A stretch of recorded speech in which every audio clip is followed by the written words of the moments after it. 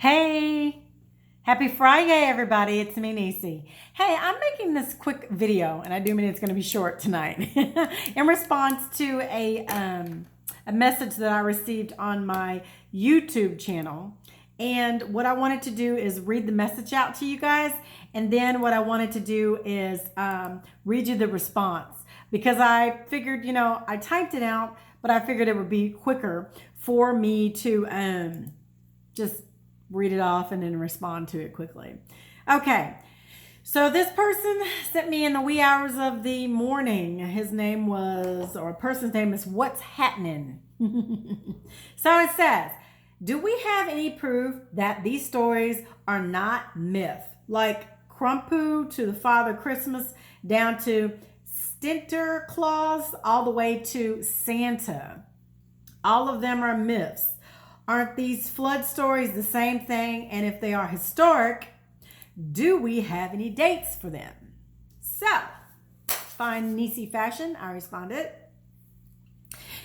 Let me go back here. I responded quite a bit, so let me just start off. I said, good evening. Yes, we have a scientific and geological proof that the flood actually happened, or flood happened. One, marine creatures were found in the Himalayan mountains, and in fact, they have been found all over the world fossilized at high altitudes, way above sea level.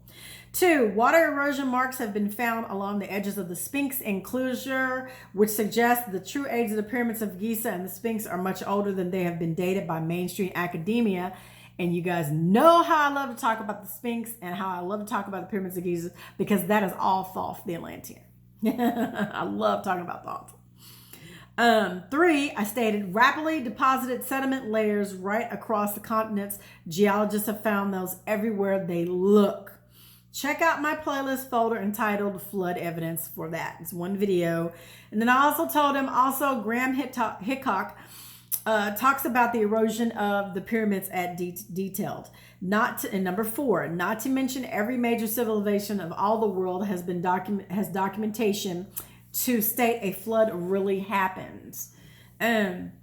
We now have the technology and the science to prove that our planet is cyclical and repeated catastrophes have happened. Heck, look at the magnetic poles that are currently shifting. Research this for yourself. It has now passed the prime meridian, which they have. It's magnetic pole excursion. And that's not good. So to answer your question, you need to research, because the evidence is all around us. It is not a myth. What we see documented in ancient texts all around this planet about the Great Flood is now proved by science and geology. So what I was going to say in response to what I have read to you guys, and he does come back later on and he says, so a 500-year-old man spent 100 years building a boat. When did this happen? So he's wanting specific timelines. So I come back and I said, read the Atrahasis and the Epic of Gilgamesh. I have not read that it took 100 years to build a boat, and I haven't read that in any of the texts that I've read. I don't remember reading that. So and then I said, where are you getting your information from? Read and study thyself. Approved. One love. Continue on your path, one love. And that's what I said. And then he comes back and he says, we're going to have to get on the same page because you might have some information for me. I was referring to the myth of Noah's Ark and how the Bible said it started. Started building his boat at 500 years old, and it took him 100 years to complete it. I'm trying to figure out what flood you're talking about. What myth are you using in a timeline? Are you coming from a scientific angle, a religious angle, or a historic angle? Tell me if you understand where I'm coming from with my timeline or questioning, and I appreciate your time. I said, and then when the message popped up, I was actually driving, so I said, hey, let me get back with you. So I figured I would respond to a video in a video format instead of trying to type something out. So one, what do we know so far? I have studied and I have found correlations between ancient Egypt, ancient history.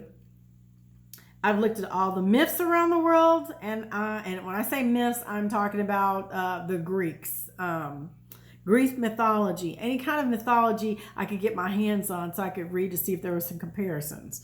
The ancient texts pretty much say the same thing all around the world, and then so what I did was I looked at the ancient texts, I looked at the mythology. Okay. Then I started digging into the science of everything just to see if that correlates with what I was reading. And what I found really just struck my chord is that there's knowledge that we are taught in school and in books, and there's the actual truth. It's two different things. So I was all excited and I was like, oh my God, I've got it.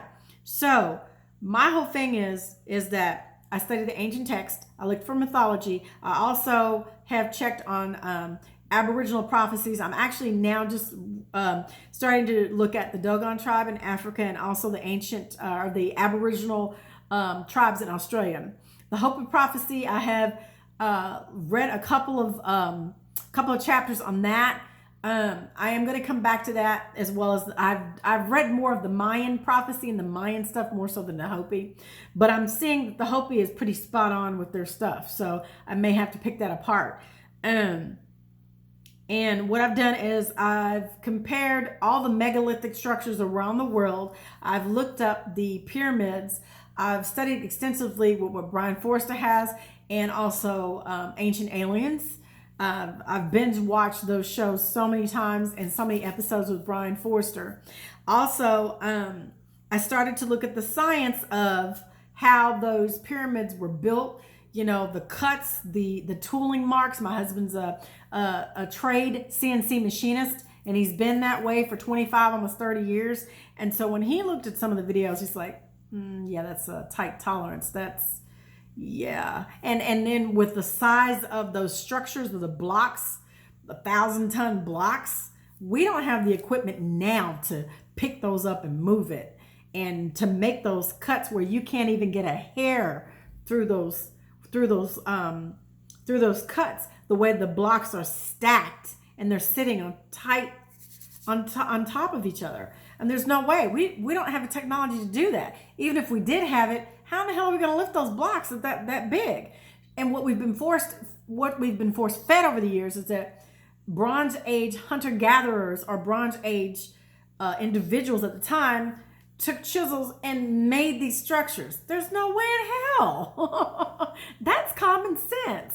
So I analyzed the science, and then I finally went back to the religious text. And I started first and foremost with the Hebrew text. I went to the Quran, then I went to the Torah, and then I started looking at all the other texts around the world that led me to the Sumerian text. That's where I ended up.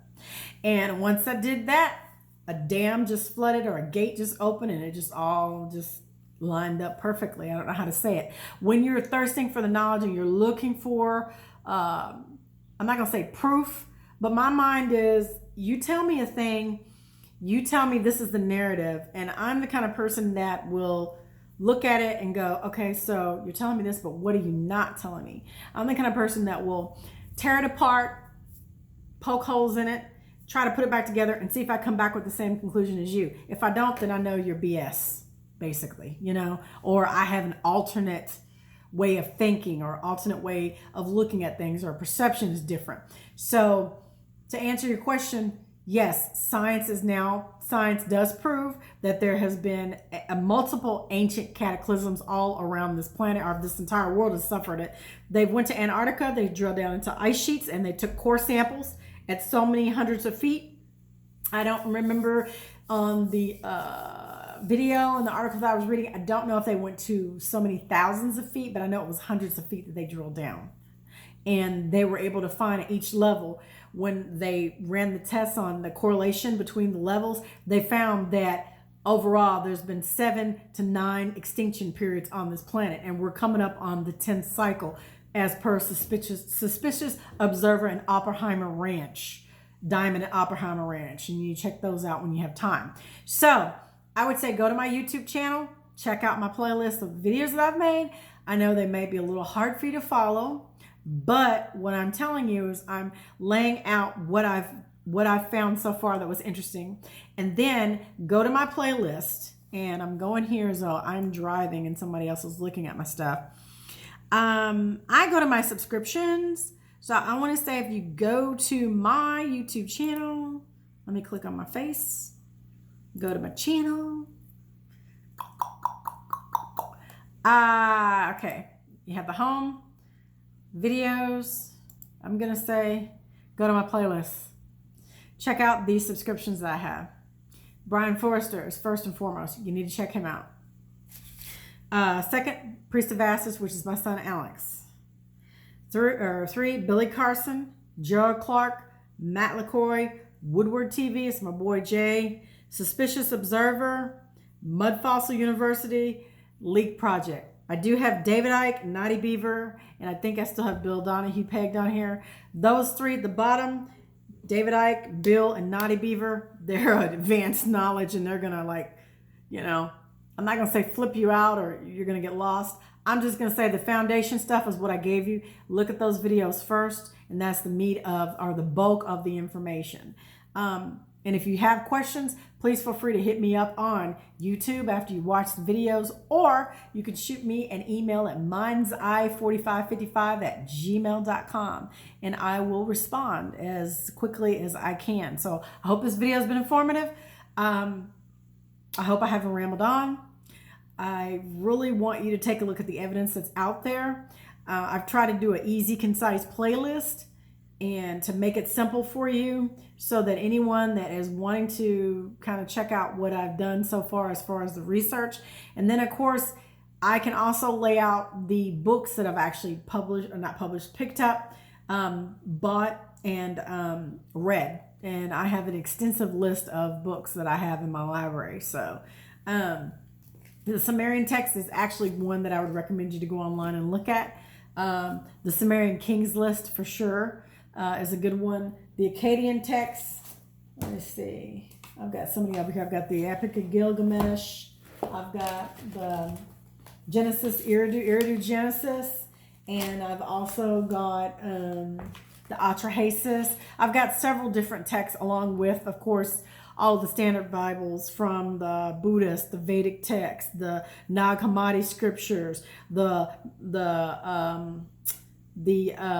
Christian Bible, the Quran, the Torah, the Kyballion. I've got tons and tons of other religious texts because I wanted to make sure that I was hitting all of them, and all of the major ones anyway, to see if there was correlations between what they were saying. And it's actually true. You do need to read all the text to put the pieces together, because what I found is the deception or the suppression is real. And so if you stick to one narrative, you're not going to see the bigger picture. So I hope this has been informative to you guys. Please check out my channel. And if you have any questions, shoot me an email. Have a great night. And please remember that I always want you guys to rest in peace, love, and power. Your eyes wide open, no fear, and please remember, be the change that you want to see all around this planet, because it is up to you and I to make a difference for the future generations. I love you guys. Have a great night. Bye.